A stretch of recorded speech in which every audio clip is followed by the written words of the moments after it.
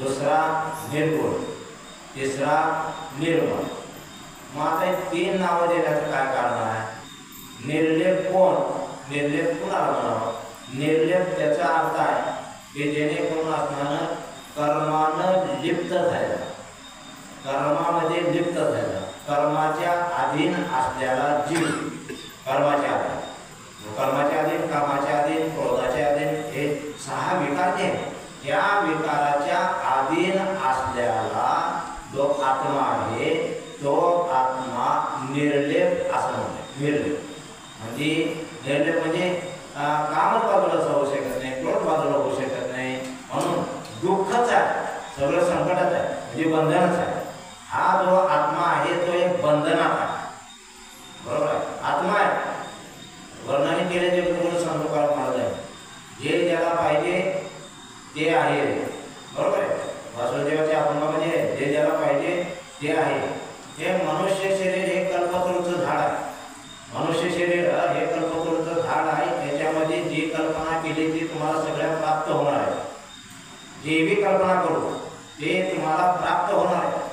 मग ते कल्पना केल्यावर प्राप्त होण्यासाठी आपण त्या निर्लेप आत्म्याकडं असं न राहता, असे न कर्म करता आपण निर्गुण कर्म करावं.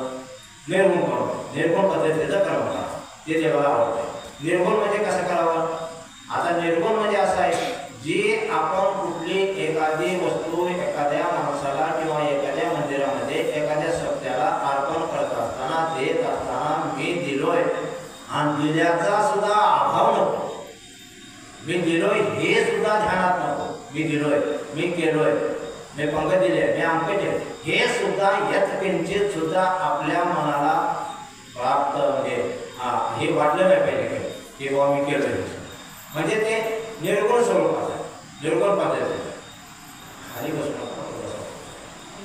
काय होतंय, तुम्ही तसं बसली की माझं लक्ष जाते ते मग सांगायचं राहून. म्हणून या ठिकाणी निर्गुण पद्धती. आणि गोष्ट अशी आहे, जे बी आपण करतो ना ते आपण जागी राहून करतो. जे बी आपण करतोय ते जागी राहून करतो. जागर राहणं काय आणि अजागी राहणं काय? जागणं त्याला म्हणतात की जे केल्याला विसरतंय त्याला म्हणायचं जागर राहणं. केल्याला विसरतंय त्याला म्हणायचं जागी राहणं. बरोबर.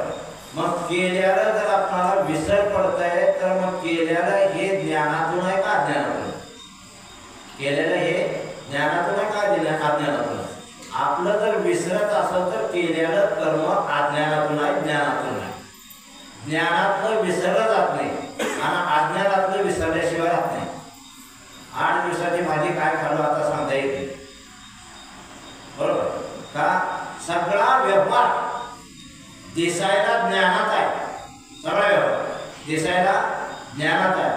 हबप ज्ञानात आहे. सगळे हबप ज्ञानात आहे, पण सगळे अंधारात आहे. सगळे अंधारात आहे. सगळे बहिरे, सगळे मुके. मुका झालो आता गेली होतो पंडित महाज्ञाने जसं ग्रंथ शेडेशास्त्र पुराणे चारी वेद मोकग्रंथ हाय. म्हणजे मूक आहे, पण मूक दिले भगवंताने दुसऱ्याच्या कल्याणासाठी दिले. मूक आहे का नाही? दुसऱ्याच्या कल्याणासाठी. मग दुसऱ्याच्या कल्याणासाठी दिलेली वाणी, मग या वाणीनं आपलं निर्गुणपणे किंवा सगुणपणे या वाणीनं आपलं कल्याण कोणाचं झालंय?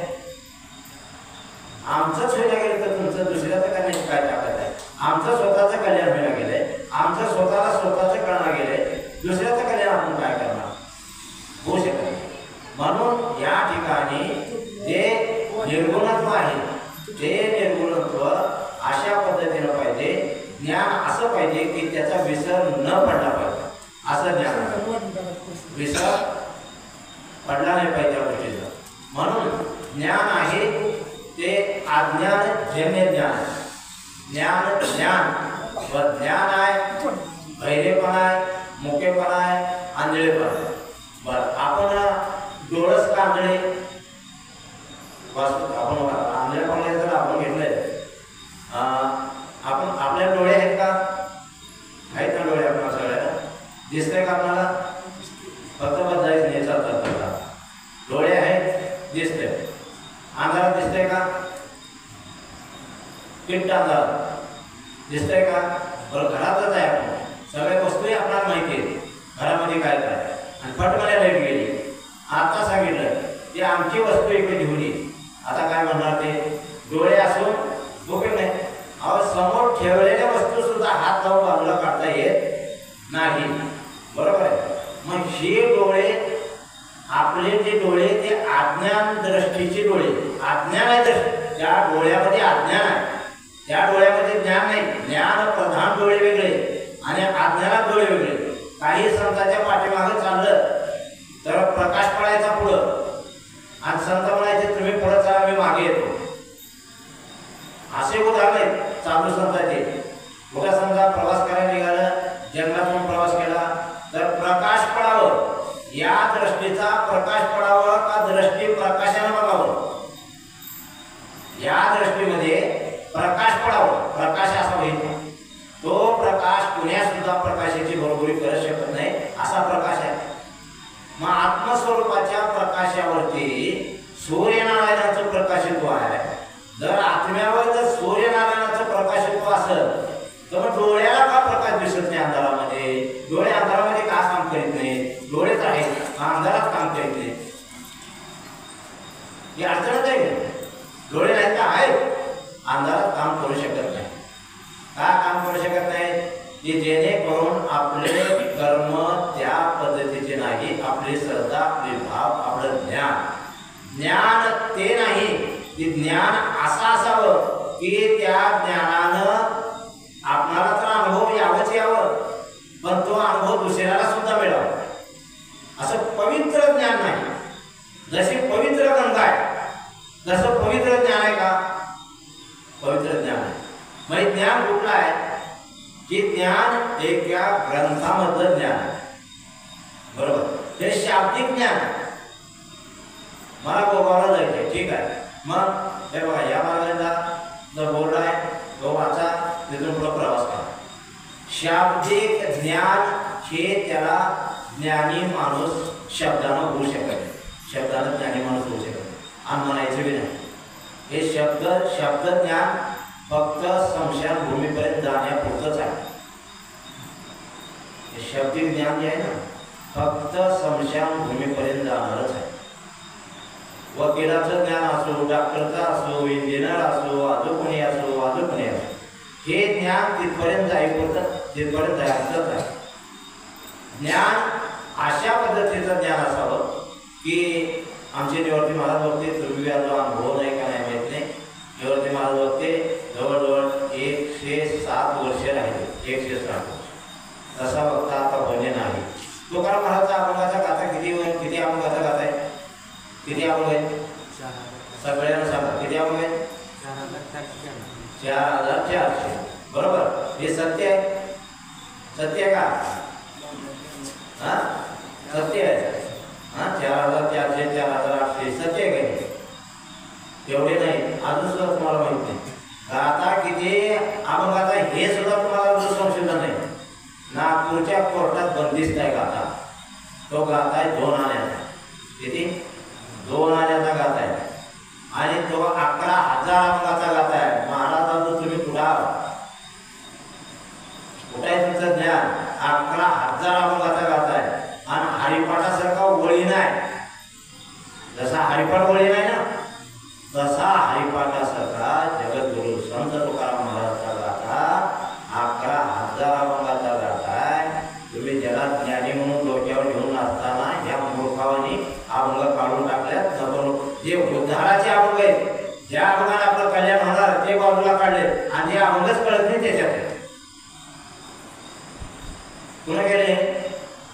ते तुम्ही ज्याला विद्वान म्हणता ना, ज्याला विद्वान म्हणून डोक्यावर घेऊन असताना ते तुमचेच पाठ लावतात. आपल्यात असणारं धर्माचं खंडन करणारे आपलेच लोक आहेत, आपला समाज. का त्यांचं बिघडलं असतं काही? 11,000 अभंगाचा गाथा ठेवला असतं, बरोबर आहे. ज्ञानेश्वर महाराजचे 5, 6, 7, 8 ग्रंथ आहेत. कुठे आहेत पता नाही. एकनाथ महाराजांचे टोटल 9, 10 ग्रंथ आहेत. कुठे आहेत? बाजारात बघा. अहो, येणे संतांचे पूर्ण ग्रंथ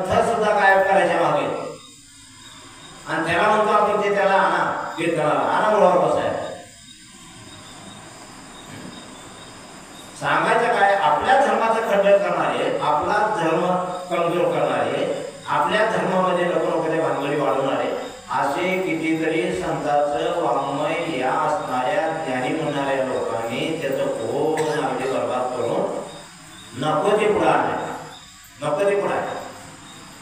म्हणून यासाठी निर्लेप आत्मा त्याच्यासाठी सांगत होतो की ही डोळे आहेत, पण डोळे आत्मस्वरूपाच्या प्रकाशाने प्रकाशित जरी होत असले तर ही डोळे जर आत्मस्वरूपाच्या प्रकाशाने प्रकाशित जोपर्यंत होत नाही तोपर्यंत अज्ञानच आहे. बरोबर. याच आत्म्याच्या चैतन्यावर, या आत्म्याच्या प्रकाशावर, या आत्म्याच्या प्रकाशावर कोटी सूर्य, या आत्म्याच्या प्रकाशावर आपल्या आत्म्याच्या प्रकाशावर जर सूर्याचा प्रकाश होता आणि सूर्य सगळ्या जगाला प्रकाश देत असेल, ह्या डोळ्याने तुम्हाला तुमच्या घरातल्या वस्तू जर दिसत नसतील तर मग हे अज्ञान आहे की नाही? तर का दिसत नाही? याच आत्म्याच्या साक्षीनं हा प्रकाश बाहेर येणार, याच आत्म्याच्या साक्षी. पण तिथपर्यंत जाऊन पोहोचण्यासाठी आपण निर्दोष नाही, आपण निर्दोष नाही, दोषी आहोत. आणि दोषी असल्यामुळं आपल्या दृष्टीतून तो प्रकाश बाहेर पडत नाही. महाराज एवढंच नाही, त्याच्या पुढे जाऊन सांगितले जगद्गुरु संत तुकाराम महाराजांनी या डोळ्याचं काय वैभव आहे.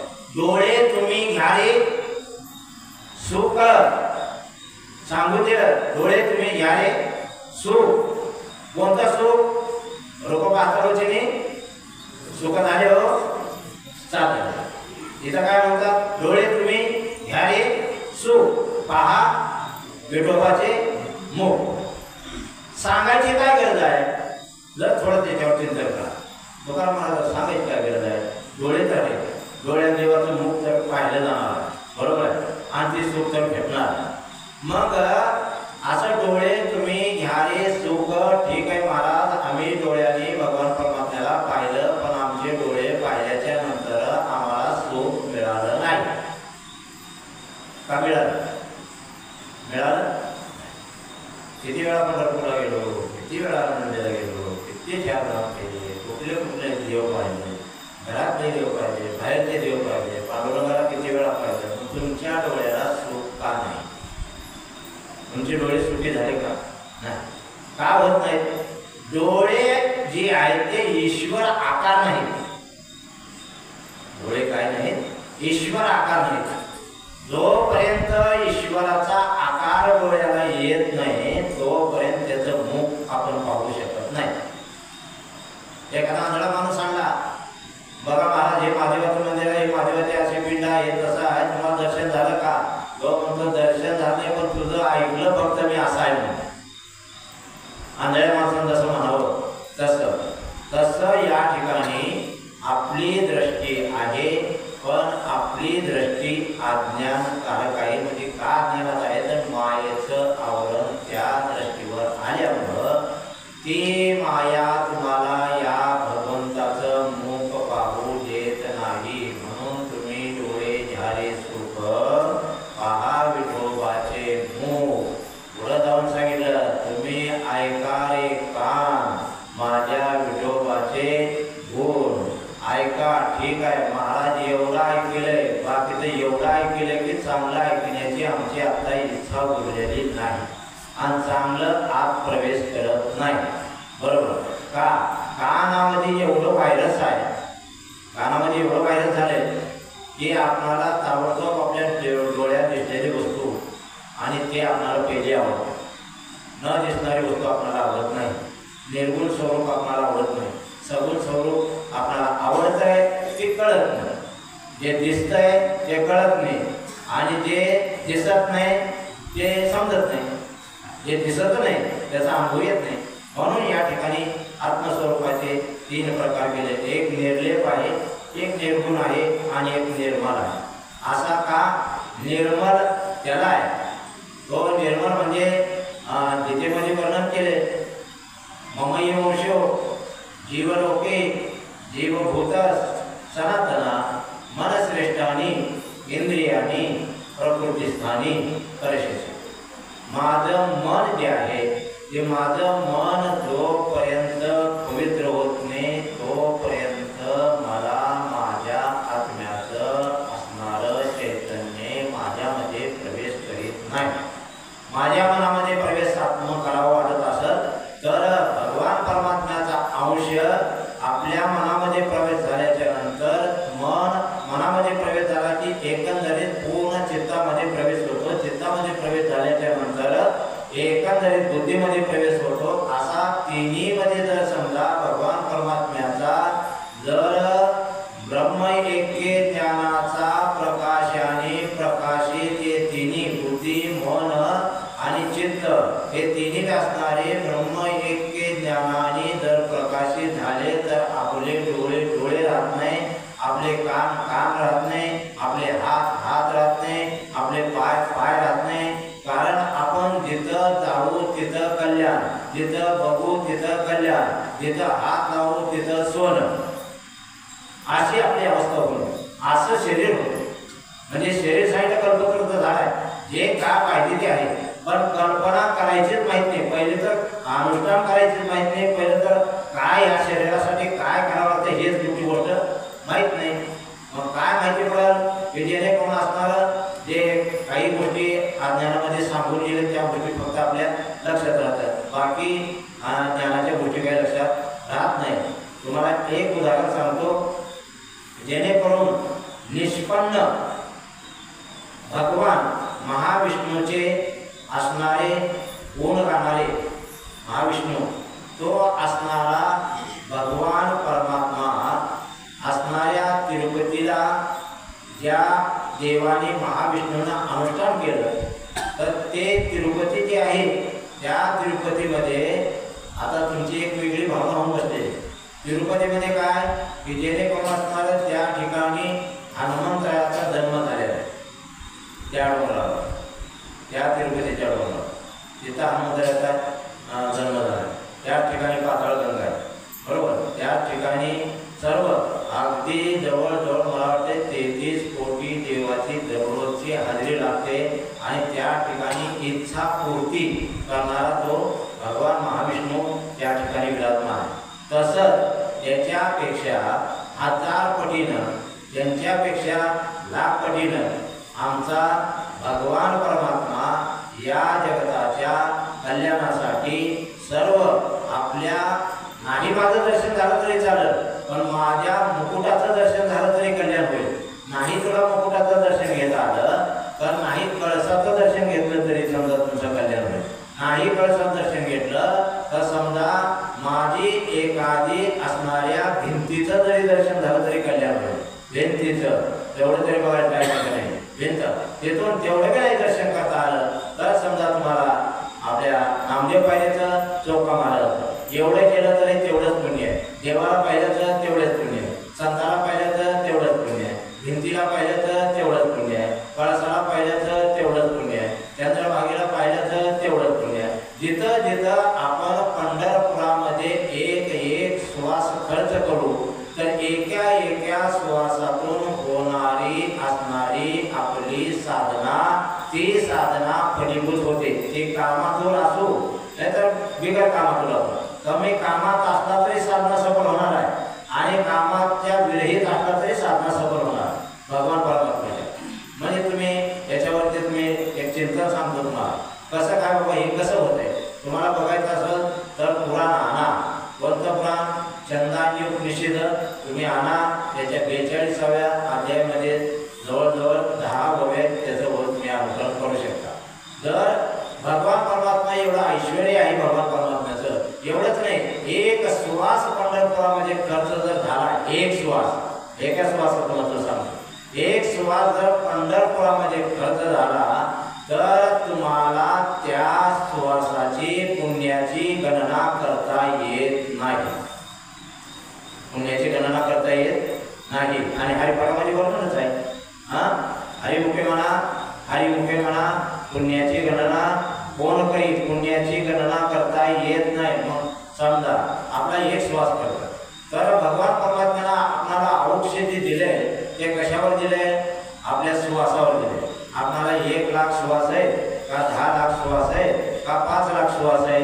शरीरामध्ये दिलेले, बरोबर आहे. ओम सोम चालू आहे रात्रंदिवस 12-12-24 तासामध्ये जवळजवळ 21,600 सुवास खर्च होते. किती? 21,600 सुवास खर्च होते. मग 21,600 सुवास खर्च करण्यासाठी तुमचा आपला परमात्मा, आपला आत्मस्वरूप आपल्यावरती छत्र धरून उभा आहे. कंटिन्यू 1 सेकंद सुद्धा विलंब नाही. 1 सेकंद जास्त नाही, 1 सेकंद, 1 सेकंद सुद्धा देवाचा विसर तुमच्यापासून पडत नाही. 1 सेकंद, बरोबर आहे. आणि आपला किती मोठा विसर पडला ते फक्त बघा. 1 सेकंद जर विसर पडला तर एवढी आपली हानी होते, आपण राहू शकत नाही. तर एक श्वास, एका श्वासाची किंमत किती आहे सांगू? एका श्वासाची किंमत जरा थोडा वेळ लागला, नुसता ऐकून या आणि घरी जाऊन घरीच बसा, बरोबर आहे. एक श्वास आहे, एका श्वासामधून 72 मन बाहेर पडतात. लक्षात घ्या, एका श्वासामधून 72 मन बाहेर पडतात. आणि एका श्वासामधून 72 मन बाहेर पडतात. तर एका मनूचं अवक्षे 4 युग कृता तीर्था दापार कली 4 युग 1000 वेळा येऊन जावं तवा एका मनूचा अवक्षे संपते.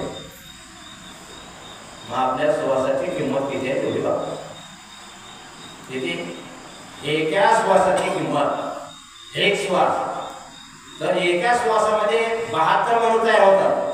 72 मनू म्हणजे बलाढ्य असणारे वीर तयार होतात. आणि त्याचा एकाचा अवक्षय आहे 4 युग 1000 वेळा येऊन जावं तेव्हा एका मनूचं अवक्षय संपत आहे. मग तुमचा अवक्षय किती आहे? 50 वर्षाच्या 60 वर्षाच्या पुढे झाले गेले, लय झाले 50-60 वर्षे, बरोबर. मग असं जर अवक्षय असेल आणि असा जर श्वास पंढरपुरात खर्च झाला तर तोच फक्त पुण्याच्या गणनेमध्ये उतरतो. पंढरपुराची बाउंड्री संपली म्हणजे 60 किलोमीटर. भगवान परमात्म्याच्या डाव्या अंगठ्यापासून 60 किलोमीटर अंतर जर आपण आलो तोपर्यंत आपले जेवढे श्वास आत खर्च झाले पंढरपुरात ते 4 तास झाले, 10 तास झाले, 12 तास झाले, किती झाले, जेवढे श्वास आहेत त्या श्वासाची पुण्याची गणना करता येत नाही. ज्यावेळेस 60 किलोमीटरची बाउंड्री पार झाली त्यावेळेस मात्र तुम्ही तुमच्या संसाराचे श्वास खर्च करायला सुरू झाले. त्यावेळेस संसारामध्ये श्वास आपले सगळे खर्च झाले. जो कोणी भगवंताच्या बाउंड्रीत गेलो संपलं. आता मार्गाच्या बाउंड्रीत गेलो ना, संपला विषय. मार्गापाशी गेलो, काय काळजी आहे का आपल्याला? मार्गाच्या नगरीत गेलो आपल्याला देण्याची काळजी ना, घेण्याची काळजी ना, खायची काळजी ना, पिण्याची काळजी, बरोबर आहे. कशाचीच काळजी नाही. मग अशा पद्धतीनं असं कर्म करावं. पंढरपुरात गेल्याच्या नंतर कोणाला फोन लावायचं नाही, हे पत्ते ध्यान ठेवा. कोणाला फोन लावायचा नाही, कोणाचा फोन घ्यायचा नाही. त्याच्यानंतर घरचं काही दोबडाचं मसाडाचं कोणाचं काही विचारायचं नाही. कोणी डिलिव्हरी हो नाही तर तिकडं कोणी वड्यानं वाहतो, बरोबर. कोणी सांगितलं कोणी गेले जाऊ द्या, गेलेलं जाऊ द्या, जाणारे जातात, राहणारे जातात, आपली वारी काय नाही, बरोबर आहे. आपण येत किंचित सुद्धा ढळायचं नाही. पंढरपुरात गेल्यावर कोणतंच कर्म करता येत नाही. आणि पंढरपुरात जाऊन जर तुम्ही कोणत्या प्रकारचे जर कर्म केले तर ते तुमच्या बापाला सुट्टी नाही. अमृताचं ताट पुढं आहे आणि अमृताच्या ताटाच्या पुढे तुम्ही विषाचं ताट घेऊन जर बसलं तर मग काय होईल? पाप लागलं तुम्हाला. म्हणून असं काय नाही. पंढरपुरात कोणतं कर्म करत आहे. पण एवढी घाणेरडी सवय लोकांना जी काय बोलायची ती पंढरपुरातच होते. सवयच तेवढी आहे ना. सखुबाई मोकळी, जनाबाई मोकळी, मार्गराव मोकळा, श्रीपतराव मोकळा.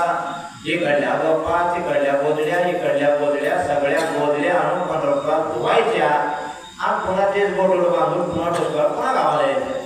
काय केलं मला? सगळ्याच्या गोदड्या नेऊन चंद्रभागेत फिरल्या आणि आम्हाला कुठे टाइम भेटत नव्हता, तिथं टाइम भेटला आम्हाला. सगळ्याचं धुला. तुम्हाला असं वाटतंय का हे तुम्हाला पाप लागणार नाही? कोणाचं बोलायचं तुम्हाला अधिकार नाही. कारण तुम्ही मला काय कोणाचे कोणाचं बोलायचं नाही. बोलायचं चांगलं बोलायचं, अजिबात कोणाचं काही बोलायचं. बोलल्यानं काय पाप लागतंय एक उदाहरण सांगतो, नंतर आपण पुढे जाऊ. काहीच पाप लागतं. एक घात आपलं सापाचं खाद्य घेऊन वरून चालले.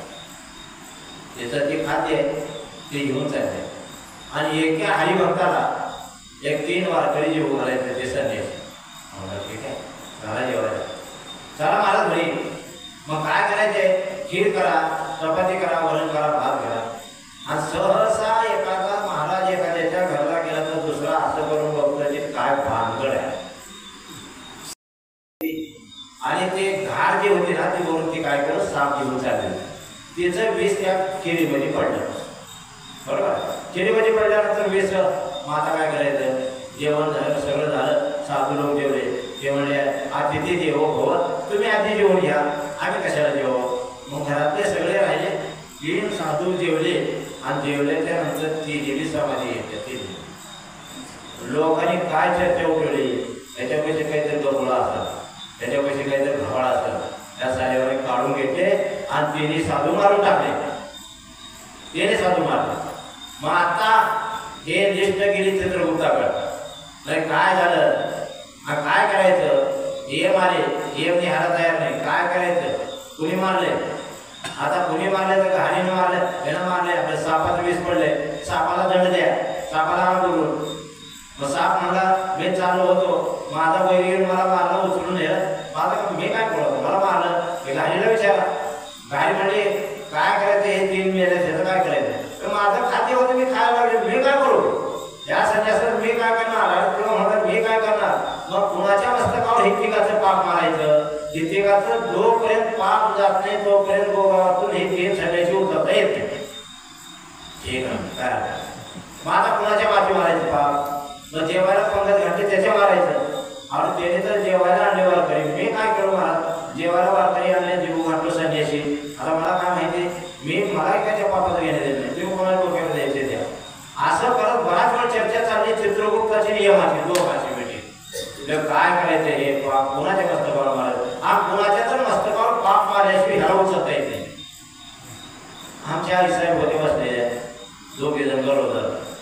ते करतात माय त्या महाराजाला असं केलं असतं, त्याच्याकडे काय त्रास, त्याचा इतका पोटाना बोलल्या, इतकं तिथे 7 वारे उघडले. अहो बाया जेव्हा 7 वार उघडते तेव्हा गड्याला येतच नाही. हो ते विचारू नका. सर्वे पूर्ण सगळे कुंडलीने फक्त उघडायचे असेल तर इकडेच उघडते, कोणाच्या पापाला उघडत नाही दुसरे, ते कळत नाही. अशी जेव्हा उघडली तेव्हा मग ते 2 बायांनी सगळं केल्याच्या नंतर त्या 2-3 साधूचं पाप चित्रगुप्ताने सांगितलं, जो आपण निंदा करतोय ना त्याच्या बोकांनी ते पाप मारा आणि ह्याला उचल. ते गेले घेऊन. आणि मग हे डिलिव्हरी झाले दोन्ही बी. बघा दोन्ही डिलिव्हरी झाले आणि दोन्हीचे बाळ पाळण्यात खेळत होते. काय दोष आहे, आता पाळण्यात खेळत होते आणि खेळत असताना त्यांच्या ठिकाणी येऊन सापाने दोष दिला, दोन्ही बाळ मरून गेले. कोणाचं पाप आहे, या बाईनं नको त्याचं पाप घेऊन आले, नको त्या गर्भावर संस्कार झाले, त्या लेकराचं पाप आणि त्या लेकराला मारावं लागलं. कुणामुळं, संगत. म्हणून अशा पद्धतीनं असं पाप तयार होते. कुणाचं बोलायचं नाही. आपली वाणी जर नीट ठेवायची असेल तर कुणाचं बोलायचं नाही. बोलायचं ठरलं चांगलं बोला, वाईट बोलायचं नाही. बरोबर आहे. मग या ठिकाणी काय सांगत होतो की भगवान परमात्म्याच्या नगरीत प्रवेश केल्याच्या नंतर 60 किलोमीटर अंतरापर्यंत कुठलंच काही सुद्धा कोणाचं बोलायचं नाही. आणि एखादा लई बोलत असलं तर उठून लांब जाणे, हे ऐकायचं नाही कोणाच काय. दुसरी गोष्ट हे झालं. त्याच्यानंतर चंद्रभागेमध्ये बघा माता माऊली, आता तुम्ही बऱ्याच वेळा गेल्या त्या चंद्रभागेला आणि समजा तुम्हाला सांगितलं की नसं, कोणी महाराज सांगणार बी नाही, काय जरूर पडले आपण काय घेणं बी नाही केलं. चंद्रभागेत जात असताना आणि काही पद्धतीचा ओटी वगैरे भरायचा. तुम्हाला ओटी वगैरे भरायचा अधिकार नाही, समजून घ्या पाहिजे. उगाच काहीतरी सांगते महाराज, काहीतरी असं काही विषय नाही आहे. तुम्हाला रुक्मिणी संयवरमध्ये हे सगळ्या गोष्टी ऐकायला मिळते. मी सांगत नाही, वटी भरायचा तुम्हाला अधिकार नाही. तुम्हाला वटी तिची भरायची आहे का तुमची भरून घ्यायची, एवढं मला प्रश्नाचं उत्तर द्या. तुमची वटी भरून घ्यायची आहे, आईसाहेबांकडून तुमची वटी भरून घ्यायची आहे का तुम्ही तिची वटी भरणार. राजा तुम्हाला देव का तुम्ही राजा नेऊन देव, राजाकडून आपण घेऊ, बरोबर आहे. त्या आई साहेबाकडून तुम्ही तिच्या पुढं पदर पसरावं का तिनं तुमच्या पुढं पदर पसरावं? कोणचे धंदे ते भानगडीत आहे, एकाच बघून एकाच बघून एकाच बघून तिथं ते करायचं, ते केलं तर केलं, तिथंच वाळून महादेव करायचं लगेच. करता का तुम्ही सगळे महादेव? पंढरपूरला गेले वाळून महादेव करता, काय करता? पुन्हा कोणी तोडून जाते का तुम्हीच मोडता? किती अपमान, किती काका भानगडी करतात, तिथंच वाळूच करतात, तिथंच कमी करणार सगळं. असा होणारा याच्यामधून पाप तयार होते, याच्यामधून सुख तर काही झालं अजिबात सुख झालं काय? मग अशा करण्यामध्ये जर पाप लागत असेल तर कशाला करायच्या गोष्टी? करायच्या नाही. दुसरी गोष्ट अशी आहे की ज्या वेळेस आपण गंगेमध्ये जातो, तुम्हाला महिलाला फक्त पिंपरी इतक्या पाण्यातच जाता येते, त्याच्या पलीकडे तुम्हाला पाण्यात जाता येत नाही. आता गाढवासारख्या महिला कुठवर बी कशा उड्या मारतात, कुंकडी आंघोळ करतात, मसालो डोळे कसं विरवतात, उलतं होत्यात, पालतं होत्यात, आबा बाबा नवऱ्याला घेऊन फार मध्ये जात्यात, तिथं काय काय भानगडी कर, असं चालत नाही. हे तीर्थ आहे.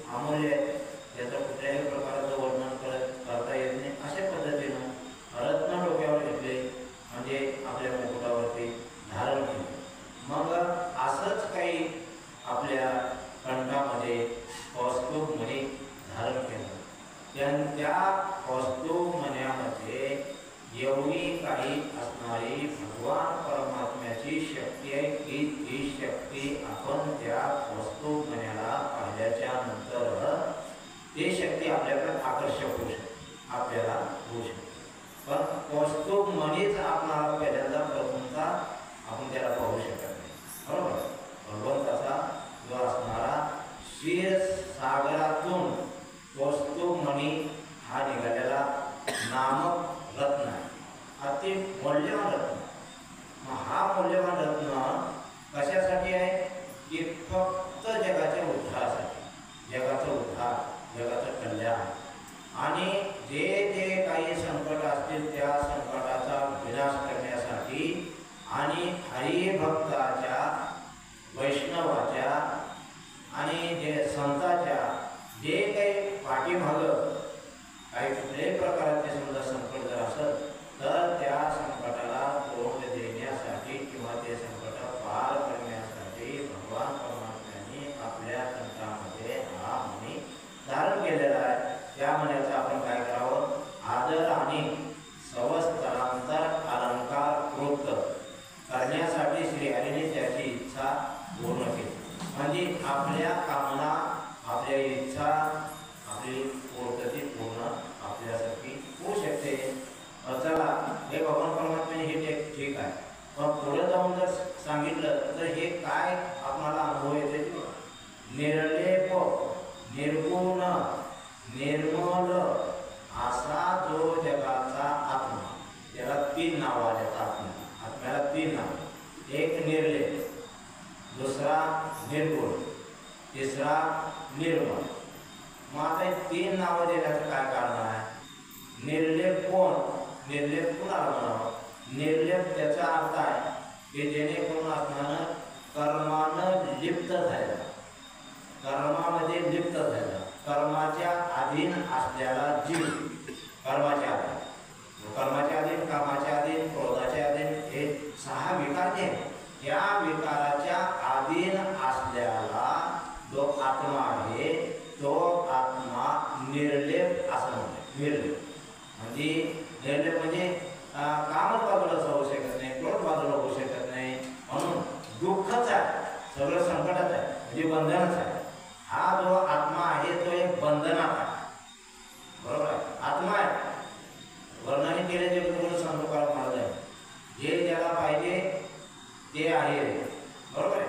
वासुदेवाच्या अभंगामध्ये जे ज्याला पाहिजे ते आहे. हे मनुष्य शरीर हे कल्पतरूचं झाड आहे. मनुष्य शरीर हे कल्पतरूचं झाड आहे. त्याच्यामध्ये जी कल्पना केली ती तुम्हाला सगळ्या प्राप्त होणार आहे. जे बी कल्पना करू ते तुम्हाला प्राप्त होणार आहे. मग ते कल्पना केल्यावर प्राप्त होण्यासाठी आपण त्या निर्लेप आत्म्याकडं असं न राहता, असे न कर्म करता आपण निर्गुण कर्म करावं. निर्गुण पद्धतीचं कर्म करावं, ते देवाला आवडतं. निर्गुण म्हणजे कसं करावं. आता निर्गुण म्हणजे असं आहे, जी आपण कुठली एखादी वस्तू एखाद्या माणसाला किंवा एखाद्या मंदिरामध्ये एखाद्या सत्याला अर्पण करत असताना, देत असताना मी दिलोय आणि दिल्याचा सुद्धा अभाव नको. मी दिलोय हे सुद्धा ध्यानात नको. मी दिलोय, मी केलोय, मी पंगत दिले, मी अंक दिले, हे सुद्धा यात किंचित सुद्धा आपल्या मनाला प्राप्त म्हणजे हे वाटलं नाही पाहिजे की बाबा मी केलोय. म्हणजे ते निर्गुण स्वरूपात आहे, निर्गुण पद्धती. खाली बसू काय होतंय, तुम्ही तसं बसली की माझं लक्ष जाते ते मग सांगायचं राहून. बरोबर. म्हणून या ठिकाणी निर्गुण पद्धतीचं. आणि गोष्ट अशी आहे, जे बी आपण करतो ना ते आपण जागी राहून करतो. जे बी आपण करतोय ते जागी राहून करतो. जाग राहणं काय आणि अजागी राहणं काय.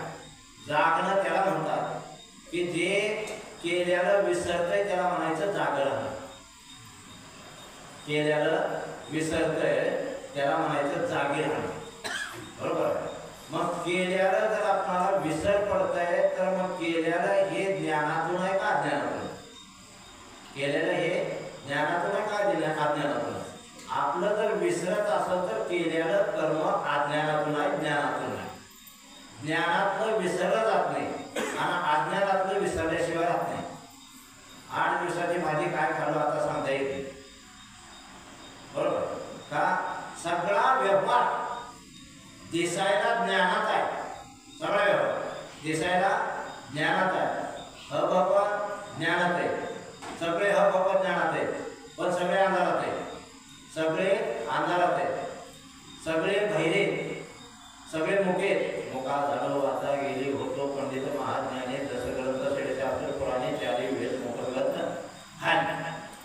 म्हणजे मूक आहे, पण मूक दिले भगवंताने दुसऱ्याच्या कल्याणासाठी दिले. मूक आहे का नाही? दुसऱ्याच्या कल्याणासाठी.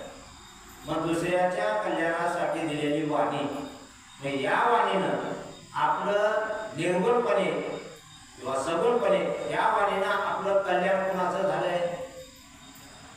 आमचंच व्हायला गेलं तर तुमचं दुसऱ्याचं करण्याची काय ताकद आहे? आमचं स्वतःचं कल्याण व्हायला गेलंय, आमचं स्वतःचं कळणं गेलंय, दुसऱ्याचं कल्याण आपण काय करणार? होऊ शकत नाही. म्हणून या ठिकाणी जे निर्गुणत्व आहे ते निर्गुणत्व अशा पद्धतीनं पाहिजे. ज्ञान असं पाहिजे की त्याचा विसर न पडला पाहिजे. असं ज्ञान विसर पडला नाही पाहिजे त्या गोष्टीचा. म्हणून ज्ञान आहे ते अज्ञान जन्य ज्ञान. ज्ञान ज्ञान व ज्ञान आहे, बहिरेपणा आहे, मुकेपणा आहे, आंधळेपणा आहे. बरं, आपण डोळस का आंधळे? आपण आंधळेपणा जर आपण घेतलंय, आपण आपल्या डोळे आहेत का? आहेत ना डोळे आपल्याला सगळ्याला? दिसतंय का आपल्याला? फक्त बदलायचं नाही, चालतात. डोळे आहेत, दिसतंय. अंधारात दिसतंय का? किट्ट अंधारात दिसतंय का? बरं, घरातच आहे आपण, सगळ्या वस्तूही आपल्याला माहिती आहे घरामध्ये काय काय. आणि फटकल्या लाईट गेली, आता सांगितलं की आमची वस्तू इकडे घेऊन ये. आता काय म्हणणार ते? डोळे असून उपयोग नाही. अहो, समोर ठेवलेल्या वस्तू सुद्धा हात लावून बाजूला काढता येत नाही. बरोबर आहे. मग हे डोळे, आपले जे डोळे ते अज्ञान दृष्टीचे डोळे.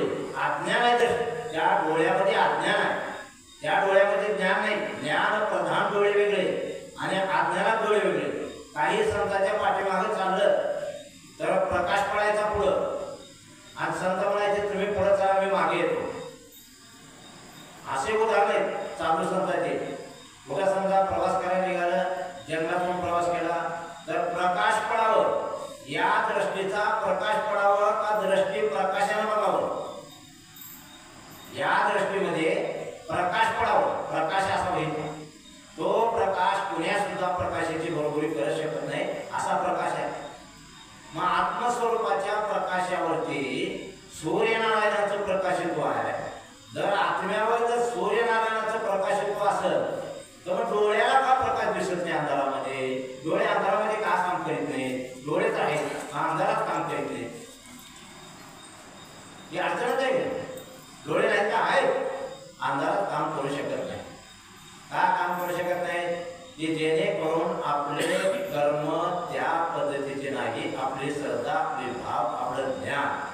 ज्ञान ते नाही की ज्ञान असं असावं की त्या ज्ञानानं आपणाला तर अनुभव यावंच यावं, पण तो अनुभव दुसऱ्याला सुद्धा मिळावा. असं पवित्र ज्ञान नाही. जशी पवित्र गंगा आहे जसं पवित्र ज्ञान आहे का? पवित्र ज्ञान आहे. मग ज्ञान कुठलं आहे?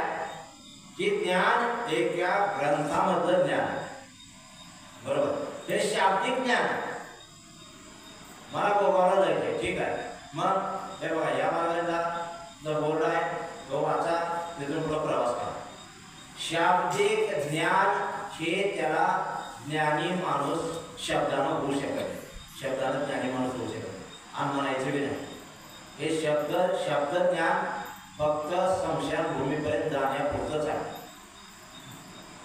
हे शब्दिक ज्ञान जे आहे ना, फक्त स्मशानभूमीपर्यंत जाणारच आहे. वकिलाचं ज्ञान असो, डॉक्टरचं असो, इंजिनियर असो, अजून कोणी असो, हे ज्ञान तिथपर्यंत तिथपर्यंत जायचंच आहे. ज्ञान अशा पद्धतीचं ज्ञान असावं की आमचे निवृत्ती महाराज वक्ते, तुम्ही याचा अनुभव नाही का नाही माहीत नाही, निवृत्ती महाराज वक्ते जवळजवळ 107 वर्ष राहिले. 107 वर्ष. तसा वक्ता आता होणे नाही. तुकाराम महाराजचा अभंगाचा गाथा किती अपंगाचा गाथा आहे? किती अभंग आहेत? सगळ्यांना सांगा किती अभंग आहेत? 4400. बरोबर. हे सत्य आहे? सत्य आहे का? हा सत्य आहे. हा 4400 4800 सत्य आहे का? एवढे नाही. अजून सुद्धा तुम्हाला माहित नाही गाथा किती अभंगाचा हे सुद्धा तुम्हाला संशोधन नाही. नागपूरच्या कोर्टात बंदिस्त आहे गाथा. तो गाथा आहे 2 आण्याचा. किती? 2 आण्याचा गाथा आहे आणि तो 11,000 अभंगाचा गाथा आहे. महाराजांचं तुम्ही कुठं आहे तुमचं ज्ञान? 11,000 अभंगाचा गाथा आहे आणि हरिपाठासारखा वळी नाही. जसा हरिपाठ वळी नाही ना तसा हरिपाठासारखा जगद्गुरु संत तुकाराम महाराजांचा गाथा 11,000 अभंगाचा गाथा आहे. तुम्ही ज्याला ज्ञानी म्हणून डोक्यावर घेऊन असताना या मूर्खावानी अभंग काढून टाकल्यात. जे उद्धाराचे अभंग आहेत, ज्या अभंगाने आपलं कल्याण होणार ते बाजूला काढले आणि जे अभंगच कळत नाही त्याच्यात पुन्हा गेले. ते तुम्ही ज्याला विद्वान म्हणता ना, ज्याला विद्वान डोक्यावर घेऊन असताना ते तुमचेच पाठ लावतात. आपल्यात असणारं धर्माचं खंडन करणारे आपलेच लोक आहेत. आपला समाज का त्यांचं बिघडलं असतं? काही 11,000 अभंगाचा गाथा ठेवला असतं. बरोबर आहे. ज्ञानेश्वर महाराजचे 5, 6, 7, 8 ग्रंथ आहेत. कुठे आहेत पता नाही. एकनाथ महाराजांचे टोटल 9, 10 ग्रंथ आहेत. कुठे आहेत? बाजारात बघा. अहो यांनी संतांचे पूर्ण ग्रंथ सुद्धा गायब करायच्या मागे आणि त्याला म्हणतो आपण ते त्याला आणा कीर्तनाला आणा मुळावर बसायला. सांगायचं काय? आपल्या धर्माचं खंडन करणारे, आपला धर्म कमजोर करणारे, आपल्या धर्मामध्ये लोकांमध्ये भानगडी वाढवणारे असे कितीतरी संतांचं वाङ्मय या असणाऱ्या ज्ञानी म्हणणाऱ्या लोकांनी त्याचं पूर्ण अगदी बरबाद करून नको ते पुढे आणले. नको ते पुढे. म्हणून यासाठी निर्लेप आत्मा त्याच्यासाठी सांगत होतो की ही डोळे आहेत पण डोळे आत्मस्वरूपाच्या प्रकाशाने प्रकाशित जरी होत असले तर ही डोळे जर आत्मस्वरूपाच्या प्रकाशाने प्रकाशित जोपर्यंत होत नाही तोपर्यंत अज्ञानच आहे.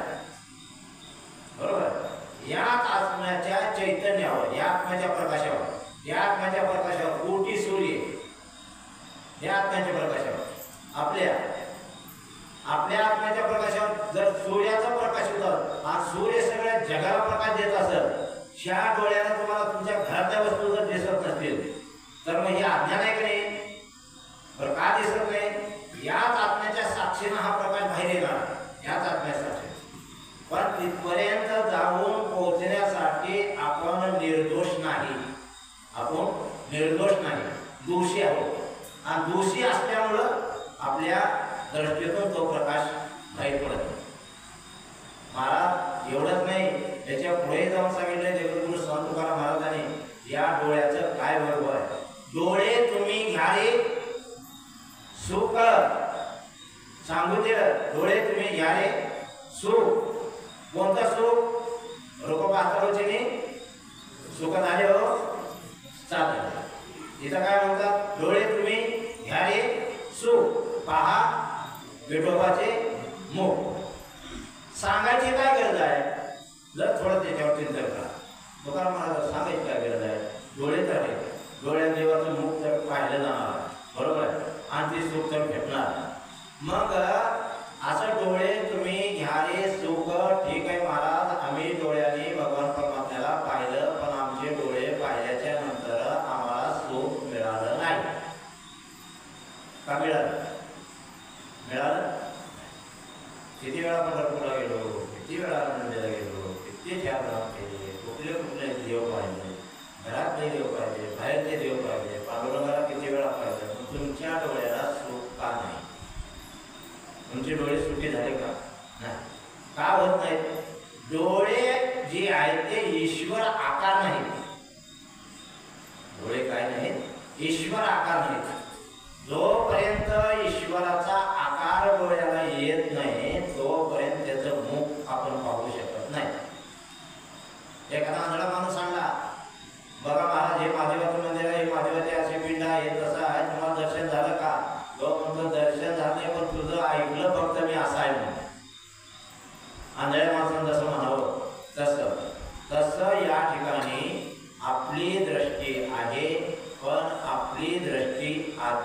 कारक आहे. म्हणजे का अज्ञानात आहे तर मायेचं आवरण त्या दृष्टीवर आल्यामुळं ती माया तुम्हाला या भगवंताचं मुख पाहू देत नाही. म्हणून तुम्ही डोळे झाले सुख पहा विठोबाचे मुख.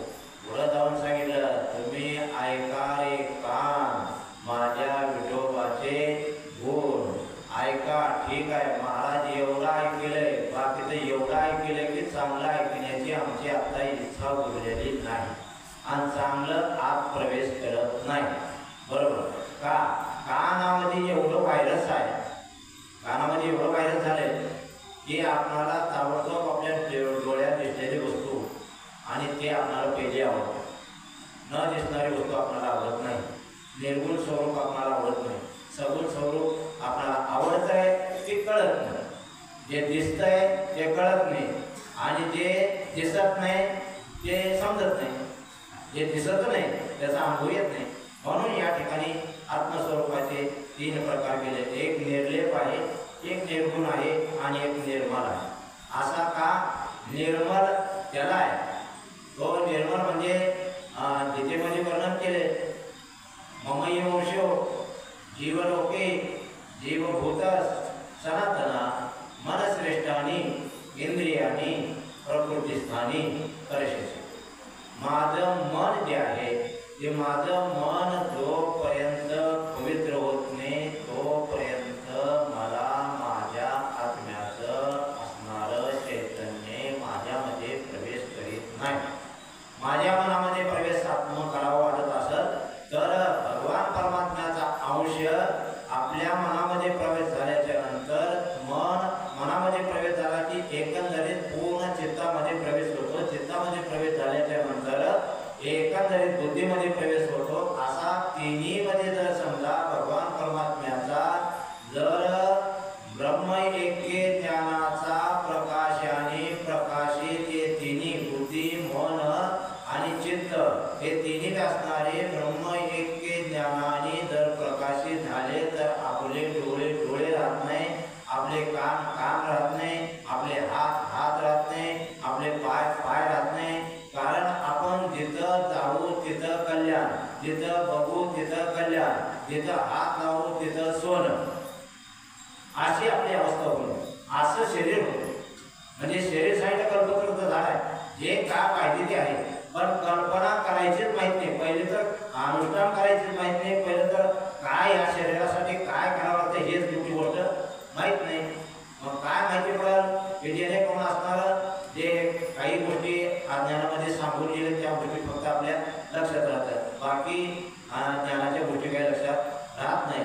तुम्हाला एक उदाहरण सांगतो जेणेकरून निष्पन्न भगवान महाविष्णूचे असणारे गुण गाणारे महाविष्णू तो असणारा भगवान परमात्मा असणाऱ्या तिरुपतीला ज्या देवाने महाविष्णूंना अनुष्ठान केलं तर ते तिरुपती जे आहे त्या तिरुपतीमध्ये आता तुमची एक वेगळी भावना होऊन बसते.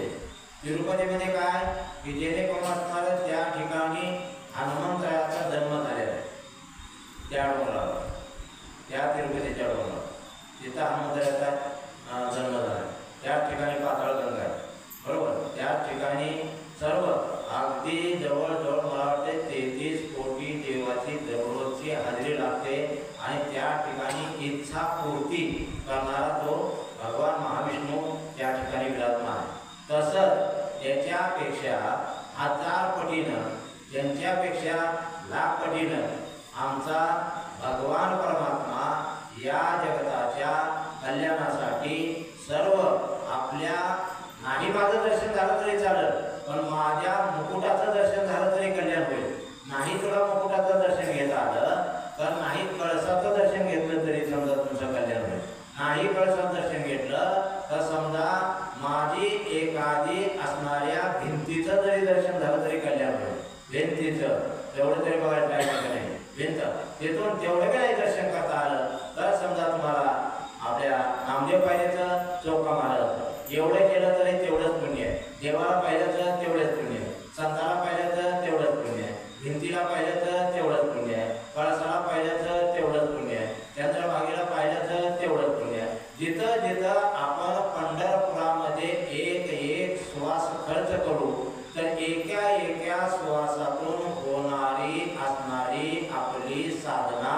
ती साधना फलीभूत होते. ते कामातून असो नाहीतर बिगर कामातून असो, कमी कामात असला तरी साधना सफल होणार आहे आणि कामाच्या विरहित असला तरी साधना सफल होणार भगवान परमात्म्याच्या.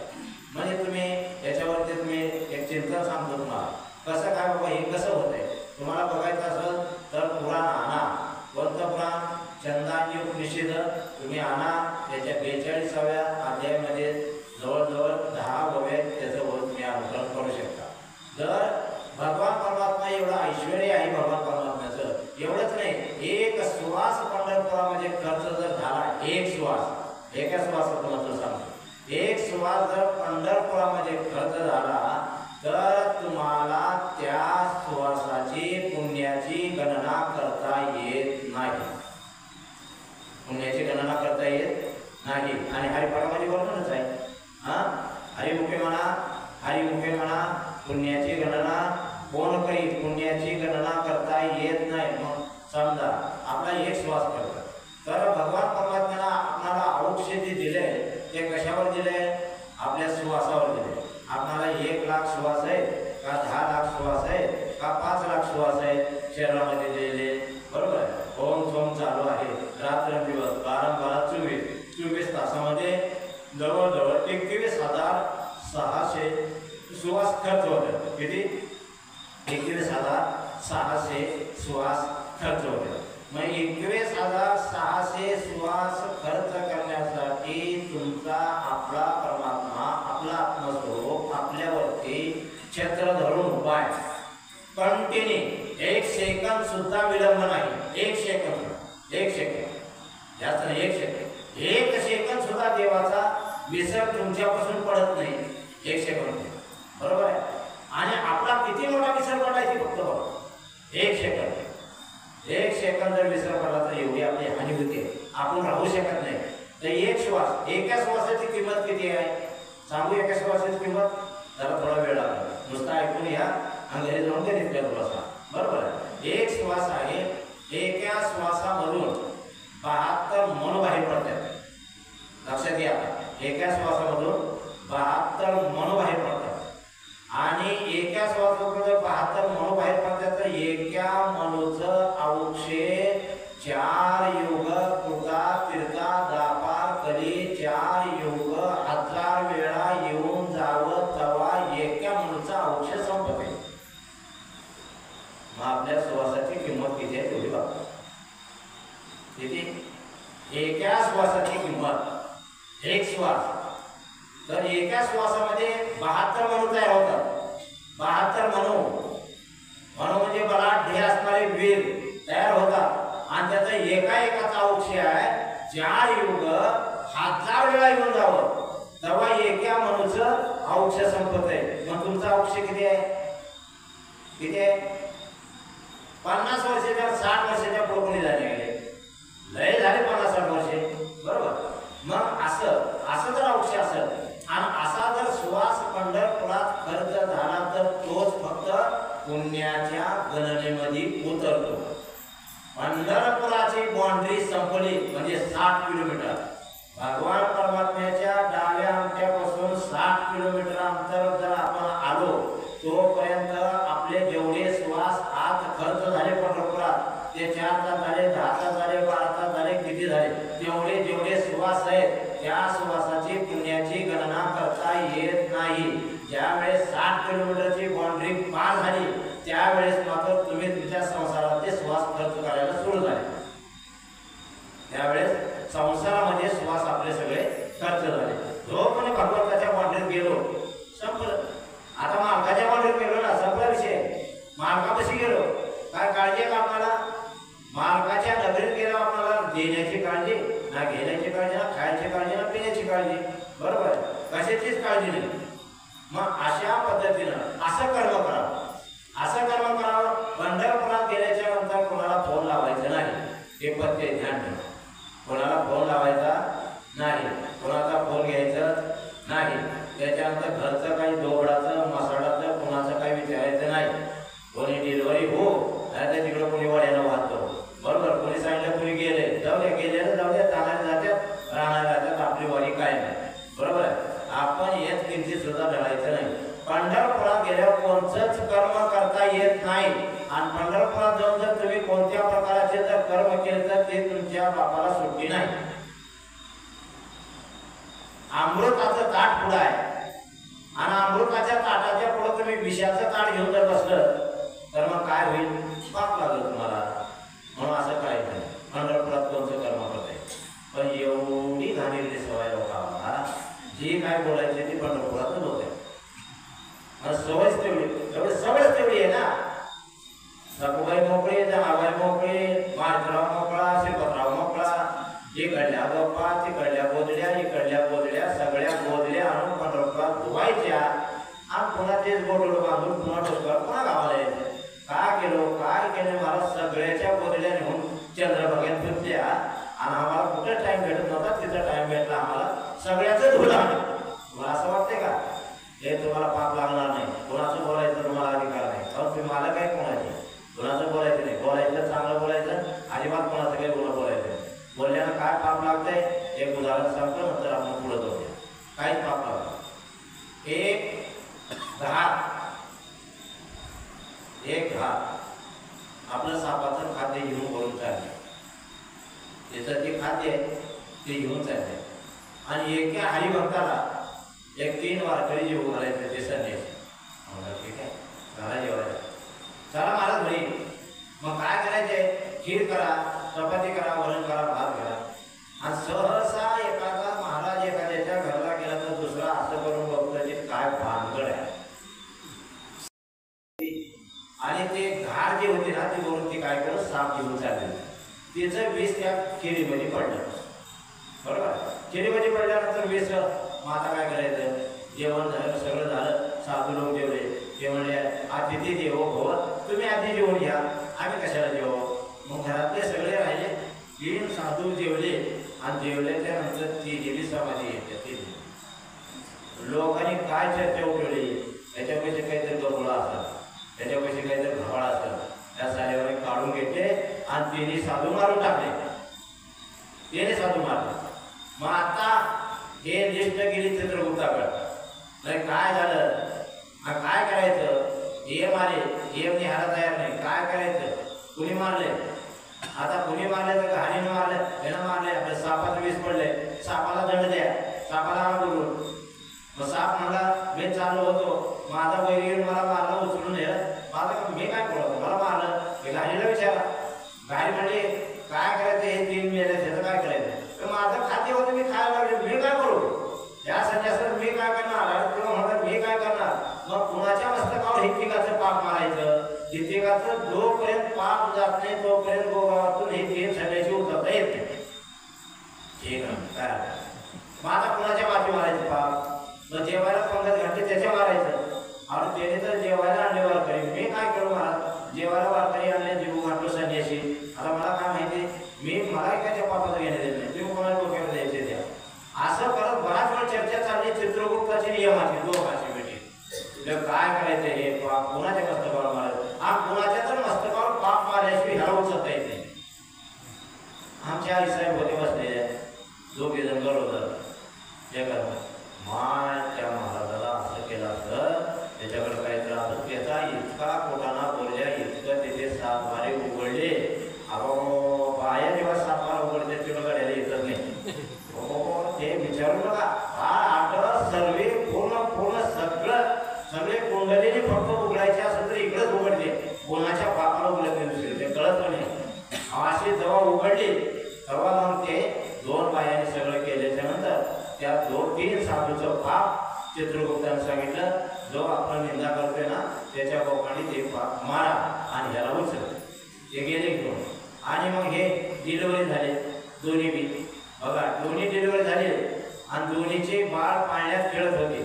काय दोष आहे? आता पाळण्यात खेळत होते आणि खेळत असताना त्यांच्या ठिकाणी येऊन सापाने दोष दिला, दोन्ही बाळ मरून गेले. कोणाचं पाप आहे? या बाईनं नको त्याचं पाप घेऊन आलं, नको त्या गर्भावर संस्कार झाले, त्या लेकराचं पाप आणि त्या लेकराला मारावं लागलं. कुणामुळं? संगत. म्हणून अशा पद्धतीनं असं पाप तयार होते. कुणाचं बोलायचं नाही. आपली वाणी जर नीट ठेवायची असेल तर कुणाचं बोलायचं नाही. बोलायचं ठरलं चांगलं बोला, वाईट बोलायचं नाही, बरोबर आहे. मग या ठिकाणी काय सांगत होतो की भगवान परमात्म्याच्या नगरीत प्रवेश केल्याच्या नंतर 60 किलोमीटर अंतरापर्यंत कुठलंच काही सुद्धा कोणाचं बोलायचं नाही. आणि एखादा लई बोलत असलं तर उठून लांब जाणे, हे ऐकायचं नाही कोणाच काय. दुसरी गोष्ट झालं त्याच्यानंतर चंद्रभागेमध्ये बघा माता माऊली, आता तुम्ही बऱ्याच वेळा गेल्या त्या चंद्रभागेला आणि समजा तुम्हाला सांगितलं बी नसं, कोणी महाराज सांगणार बी नाही, काय जरूर आपण काय घेणं बी नाही केलं. चंद्रभागेत जात असताना आणि काही पद्धतीचा वटी वगैरे भरायचा, तुम्हाला वटी वगैरे भरायचा अधिकार नाही, समजून घ्या पाहिजे. उगाच काहीतरी सांगते महाराज, काहीतरी असं काही विषय नाही आहे. तुम्हाला रुक्मिणी संयवरमध्ये हे सगळ्या गोष्टी ऐकायला मिळतील, मी सांगत नाही. वटी भरायचा तुम्हाला अधिकार नाही. तुम्हाला वटी तिची भरायची आहे का तुमची भरून घ्यायची, एवढं मला प्रश्नाचं उत्तर द्या. तुमची वटी भरून घ्यायची आहे, आईसाहेबांकडून तुमची वटी भरून घ्यायची आहे का तुम्ही तिची वटी भरणार? राजा तुम्हाला देव का तुम्ही राजाला घेऊन देव? राजा पण आपण घेऊ, बरोबर आहे. त्या आईसाहेबांकडून तुम्ही तिच्या पुढं पदर पसरावं का तिनं तुमच्या पुढं पदर पसरावं? कोणचे धंदे ती भांडवली जाईल, एकाच बघून एकाच बघून एकाच बघून तिथं ते करायचं, ते केलं तर केलं, तिथंच वाळून महादेव करायचं लगेच. करता का तुम्ही सगळे महादेव? पंढरपूरला गेले वाळून महादेव करता, काय करता? पुन्हा कोणी तोडून जाते का तुम्हीच मोडता? किती अपमान, किती काका भांडवली करतात, तिथंच वाळून करतात, तिथंच पण घालणार सगळं. असा होणारा याच्यामधून पाप तयार होते, ह्याच्यामधून सुख तर काही झालं अजिबात सुख झालं काय. मग अशा करण्यामध्ये जर पाप लागत असेल तर कशाला करायच्या गोष्टी करायच्या नाही. दुसरी गोष्ट अशी आहे की ज्या वेळेस